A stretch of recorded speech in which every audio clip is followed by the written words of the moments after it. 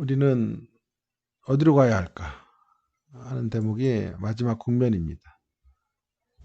그래서 이제 우리는 더 이상 세상에 속하는 것들로 좌절하지 않는 인생이 되었습니다. 그랬죠? 자, 그런 인생이 되었다면 이제 우리는 어디로 가야 하는가 하는 것들을 좀 생각해 볼 필요가 있을 것 같습니다.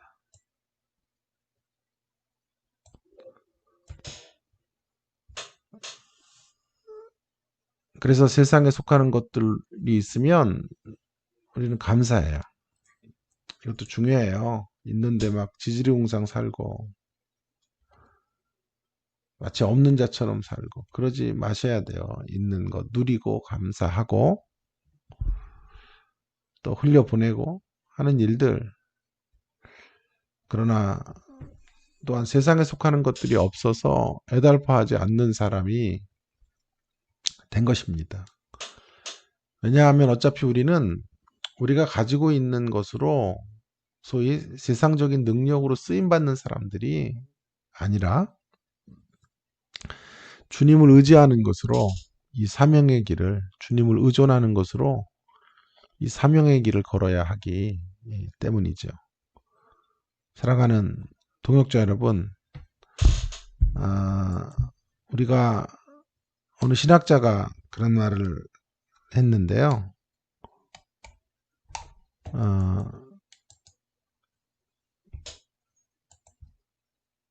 어느 신학자가 이런 말을 했죠. 교만보다 더 나쁜 죄는 좌절이다. 누가 했을까요? 마틴 루터가 했어요. 교만이 얼마나 안 좋은 것입니까? 교만은 패망의 선봉이죠. 그런데 그거보다 더 악한 것은 좌절이에요. 좌절. 왜 그럴까요? 나를 향한 이런 전혀 다른 기준, 전혀 다른 가치관, 전혀 다른 관점으로 바라봐 주시는, 그리고 인정해 주시는 주님이 계시기 때문에 우리는 결코 좌절이 없어요. 교만이 있을 수는 있어요. 이분의 사랑 나에게 임했다. 막 이런 자신감이 충천할 수는 있어도 나는 안 돼. 나는 끝이야. 더 이상 희망은 없어. 그렇게 주님이 계시면 그쪽으로는 못 간다는 거예요. 그쪽으로 가서는 안 된다는 거예요.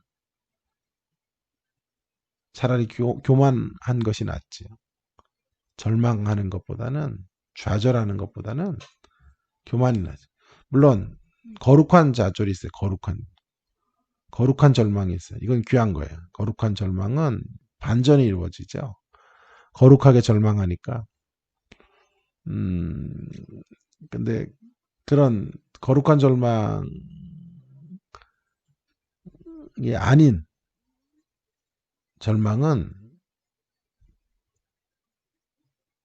교만보다 악한 거예요. 왜요? 이렇게 첫 번째 출생에 속하는 가치관의 벽을 허물어 내셨던 주님이 우리 가운데 계시고 지금도 우리를 다른 시선과 가치로 바라보고 계시기 때문에 대접해 주시기 때문에 그리고 오늘 우리를 이렇게 귀한 자리까지 이끌어 주신 분이 주님이시기에 우리는 좌절할 수 없는 것이죠. 세상에 속하는 세상 가운데 첫 번째 출생의 기준 가운데서 여러분이 어떤 인생인지 저는 몰라요. 그러나 분명히 여러분에 대해서 알고 있는 것이 있어요. 그것은 이것입니다. 여러분은 주님 안에서 무한한 가능성과 희망을 가지고 있는 인생이라는 사실, 그 사실은 분명합니다. 만일 여러분 가운데서 세상 가운데서 여러분이 어떤 가치로 인정받는지 저는 몰라요. 그렇습니다만은 주님 안에서는 제가 여러분에 대해서 분명히 아는 게 있어요. 우리 모두가 그분의 피로 살리심을 받아 그의 목숨을 내어줄 만큼 투자의 가치가 있는 존재로 여기심을 받고 있다. 라고 하는 것이죠. 그러므로 사랑하는 여러분, 첫 번째 출생의 부족으로 인한 모자람으로 인해 절망하지 마십시다. 그것이 주님의 일을 방해하지 못합니다. 오직 주의 일을 방해하는 것은 두 번째 출생의 가치관으로 우리를 부르신 그분에게 우리 자신들을 맡겨드리지 못하는 불신앙인 것입니다. 우리의 연약함에도 불구하고 우리가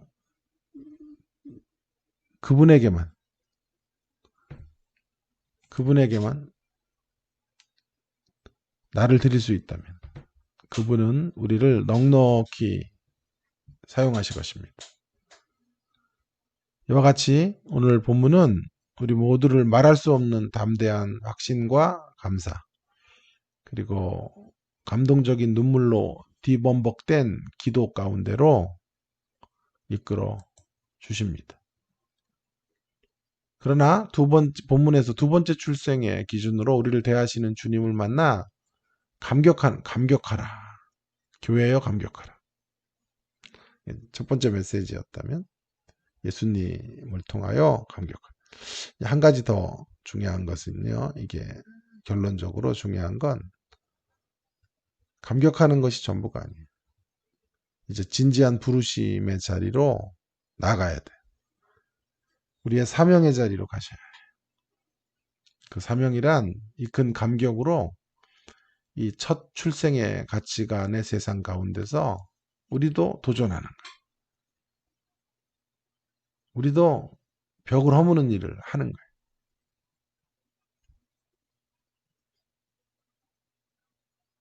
일의 형태는 다를 수 있지만 우리의 사명의 핵심에는 언제나 주님의 기준으로 사람을 대하려는 마음이 있어야 합니다.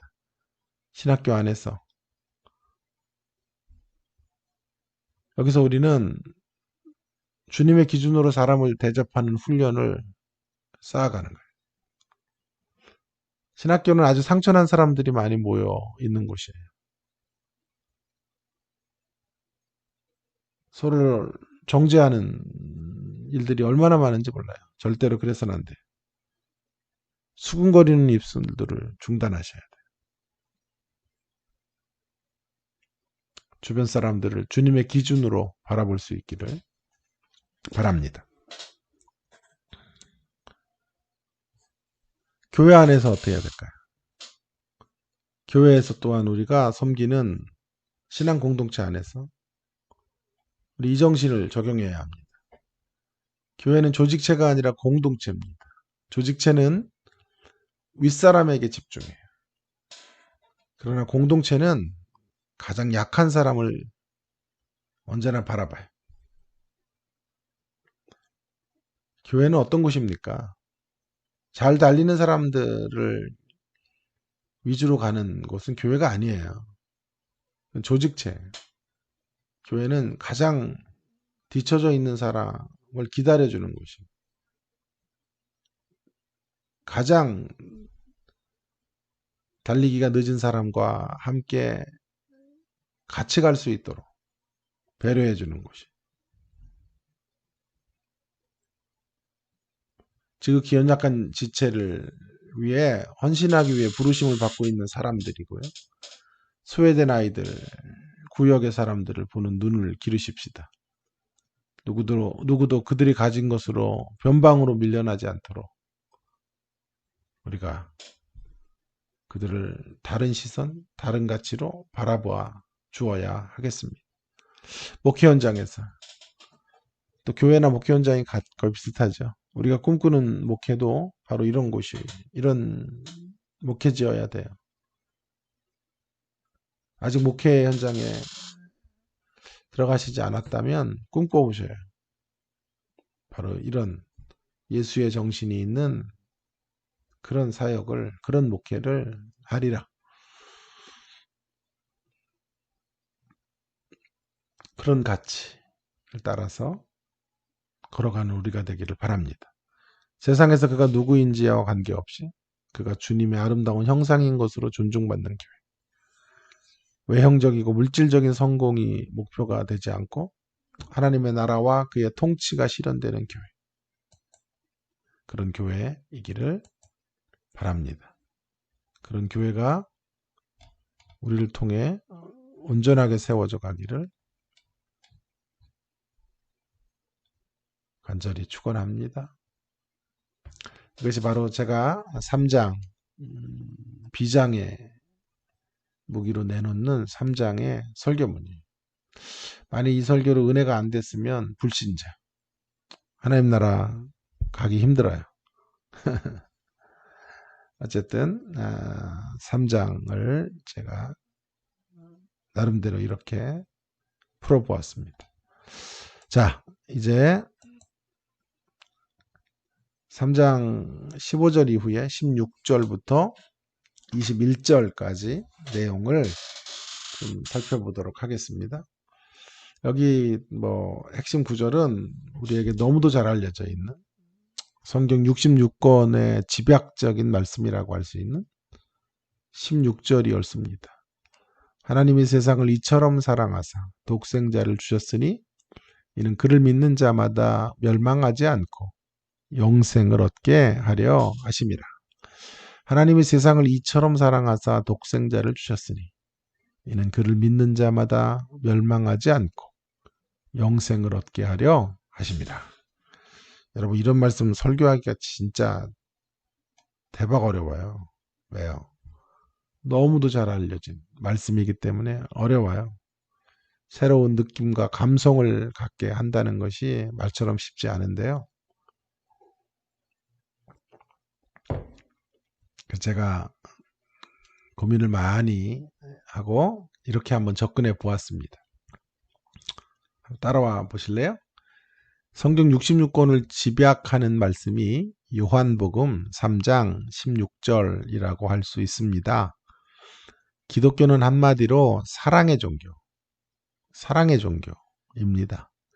그 사랑 안에서 하나님께서 그의 외아들 독생자 예수 그리스도를 우리 가운데 내어주셨습니다. 독생자 예수님을 십자가에 죽게 하시는 방식으로 죄인들을 구원하시려고 하신 것입니다. 하나님께서 얼마나 우리를 사랑하시는지 그 사랑의 절정은 독생자 예수님의 십자가가 증언하고 있는 거예요. 십자가가 하나님의 우리를 향해 갖고 계신 애정과 사랑이 어떤 것인지를 알려줘요. 그 하나님의 사랑에 대하여 추호의 의심도 없지만 그 사랑이 아무리 대단한 것이어도 여러분, 자, 하나님 사랑, 그 사랑이 아무리 위대한 것이어도요,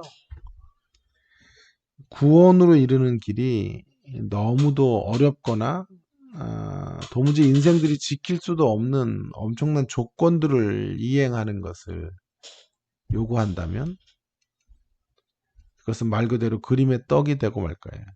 그림의 떡. 예를 들어 볼까요? 어느 갑부가 세계에서 한 대밖에 없는 가장 값비싼 스포츠카를 공짜 선물로 준다고 칩시다. 그 선물을 받게 된다면 얼마나 신이 날까요?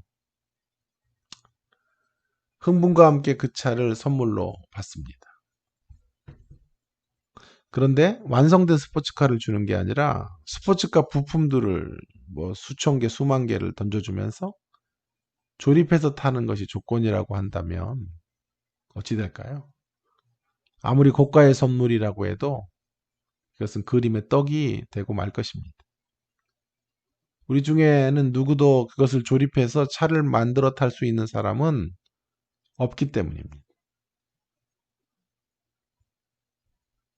자, 그렇다면 하나님이 우리에게 주시려는 구원의 길, 사랑을 통한 영생의 길은 어떻습니까?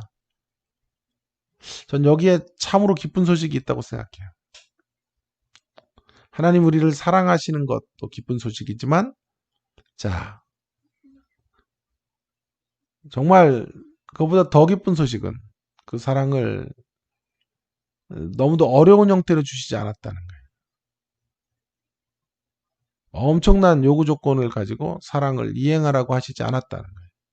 그 구원의 길을 제시하지 않는다는 거예요. 하나님께서 그 어떤 요구 조건을 제시하지 않습니다. 아니,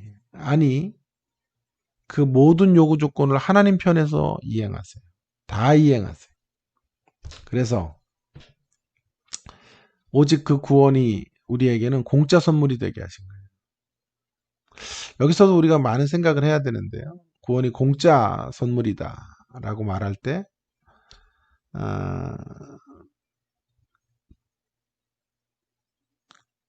그것이 우리 받는 사람들을 향한 배려예요. 주는 사람 편에서는 공짜가 아니에요. 그러니까 어마어마한 대가를 주는 사람 편에서 지불하고 그것을 받는 우리에게 공짜가 되게 하신 거죠. 이것이 바로 하나님의 사랑이. 하나님께서 그 어떤 요구 조건을 제시하지 않아요. 아니, 하나님 편에서 그 모든 요구 조건을 다 준행하세요. 다 실천하시고, 다 완성하세요.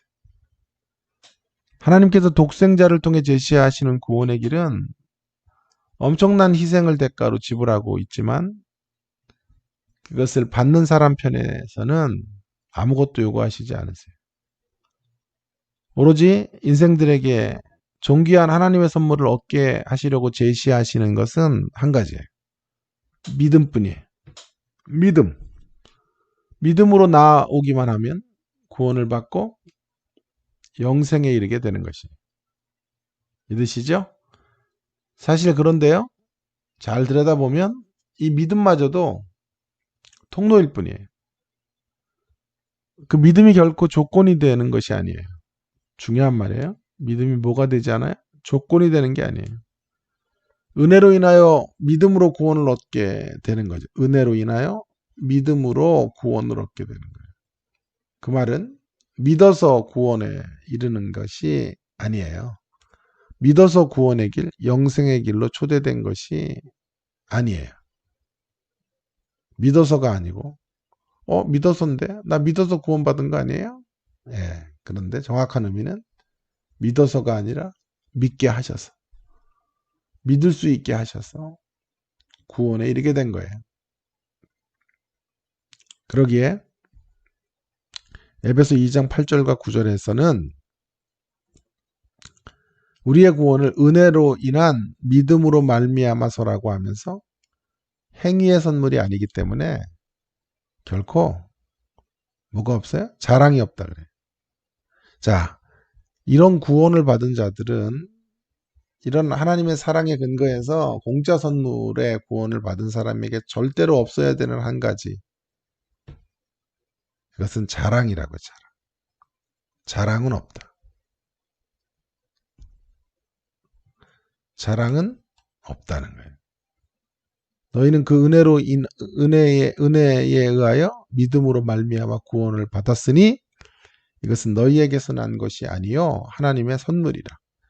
행위에서 난 것이 아니니 이는 누구든지 자랑하지 못하게 함이라. 이것이 바로 은혜로 인한 구원에 대한 성경적 논의예요. 그렇다면 구원과 함께 결코 따라올 수 없는 것 하나가 있는데 인간적인 자랑이에요. 우리가 은혜로 구원을 받게 된 것입니다. 은혜는 한마디로 은혜가 뭐냐 하면 인과율이 아닌 것이에요. 인과율이 아닌 것이기 때문에 자랑이 없어요. 인과율은 내가 기도를 투입해서 100억을 벌었어요. 40일 금식 3번 해서 100억을 벌었으면 그 결과는 내가 투자한 원인에 있는 거예요. 이런 걸 인과율이라 그래요. 율법은 인과율이에요. 그러나 기독교 신앙의 정수인 은혜는 인과율이 아닌 거예요. 내가 죄인 되었을 때, 아무것도 선한 것을 만들 수 없을 때, 진실한 것을 인풋할 수 없을 때 하나님의 사랑이 시작됐고, 하나님이 나를 그리스도의 은혜의 자리로, 그리스도 안에 있는 은혜의 구원의 자리로 인도해 주신 거예요. 인과율이 아니라고. 나에게 원인이 없다고요.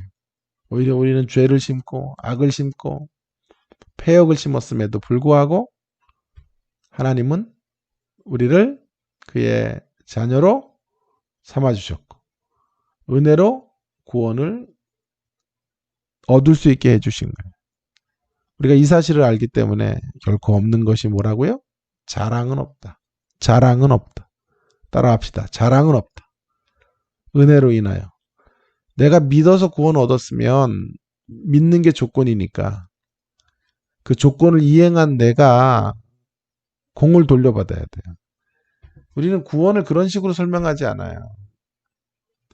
만일 그런 식으로 설명하는 구원이라면 말은 믿음인데 실상은 행위예요. 율법이에요. 율법과 행위로 구원받는다면 이단이잖아요. 근데 실질적으로는 우리는 구원을 그런 개념으로 배우고 있고 배워왔어요. 그래서 제가 그걸 바로잡는 거예요. 우리는 믿어서 구원 받는 게 아니고 정확히 말하면 우리가 어떻게 주님 믿어요? 부활을 어떻게 믿어요? 영생을 어떻게 믿어요? 천국에 있음을 어떻게 믿어요? 믿게 하셔서 믿을 수 있도록 하나님께서 눈을 열어주시고 영안을 뜨게 하셔서 우리가 주님의 자녀가 됐고 이 어마어마한 은총의 자리 이 생과 저 영원까지 잇대어 살아갈 수 있는 이 땅의 삶 정도가 아니라 저 영원을 향한 폭으로 나아갈 수 있는 존재가 되게 하신 것. 그것이 우리의 구원 속에 담겨져 있는 비밀인 거예요. 은혜의 정수인 거예요. 그래서 인과율이 아니기에 뭐가 없어요? 자랑이 없다. 자랑이 없다. 너무도 많은 사람들이 구원을 이야기하고 예수님의 사람이라고 말하면서 인간적인 자랑을 늘 달고 사는 것을 봐요. 그래서 아직도 하나님의 은혜가 무엇인지를 모르는 사람들. 우리가 가지고 있는 것, 누리고 있는 것, 우리가 취한 것 전부 하나님이 은혜로 주신 거예요. 이 사실을 알면 내가 뭘 기여를 해서 얻었다가 아니라 하나님이 주셨습니다. 하나님이 다 하신 것입니다. 입술로만이 아니라 진실로 그것을 고백하고 인정하는 인생이 되는 거죠. 반드시 또 한 가지 이제 없는 것, 이제 있어야 될 것은 뭐냐면 반드시 은혜로 인해 구원을 받게 되었음을 말할 때 따라오는 것이 하나 있어요. 근데 따라와서는 안 되는 건 자랑이고 따라와야 되는 건 빛에 거하는 삶. 빛에 거하는 삶. 21절에 요한복음 3장 21절에 이렇게 말씀하시는 거예요. 진리를 따르는 자는 빛으로 오나니 진리를 따르는 자는 빛으로 오나니 이는 그 행위가 하나님 안에서 행한 것임을 나타내려 함이라 하시니라. 진리를 따르는 자는 빛으로 오나니 이는 그 행위가 하나님 안에서 행한 것임을 나타내려 함이라 하시니라. 빛으로 구하는 삶으로 우리는 구원을 말하는 사람이 되어야 한다는 것이지요. 오늘날 구원을 자꾸 입으로만 구어로만 말하려는 사람들로 인해서 기독교가 이렇게 세상 가운데서 천시를 당하고 있는 것입니다. 우리는 기독교 신앙을 그렇게 배워서는 안 됩니다. 기독교 신앙을 우리가 어떤 식으로 배워야 되냐 하면 어두움에서 빛으로 나오게 하신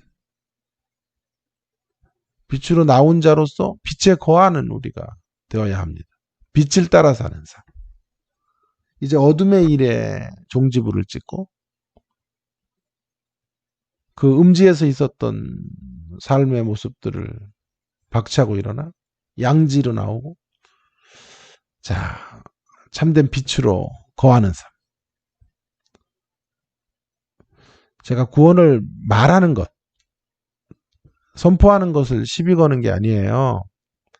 구원을 말하지 않는 세대에 구원을 입술로 말하는 건 귀한 거예요. 제가 그것에 대해 딴지를 걸려는 게 아니고요. 제가 지금 말하려고 하는 강조점은요, 이것입니다. 구원을 말하기 위해서는 구원을 살아가는 것이, 구원을 살아내는 것이 전제되어야 한다라는 것입니다. 구원을 살아내는 것.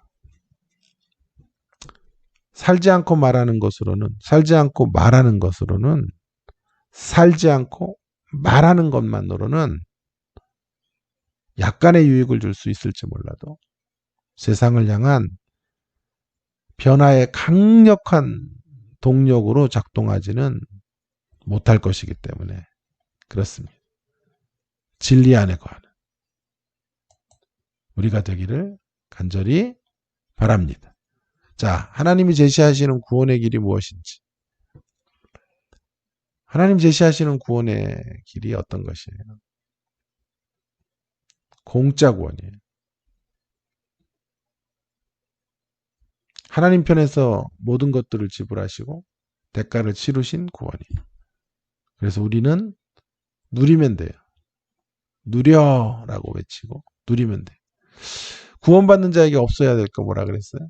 자랑은 없어요. 반드시 있어야 될 거 하나가 빛 가운데 거하는 삶. 빛으로 살아내는 삶. 그런 삶들을 살아가는 우리 모든 하구님들, 우리 목사님들 되시기를 주님의 이름으로 축원합니다. 축원합니다. 오늘 강의 여기까지 하도록 할까요? 예, 고맙습니다.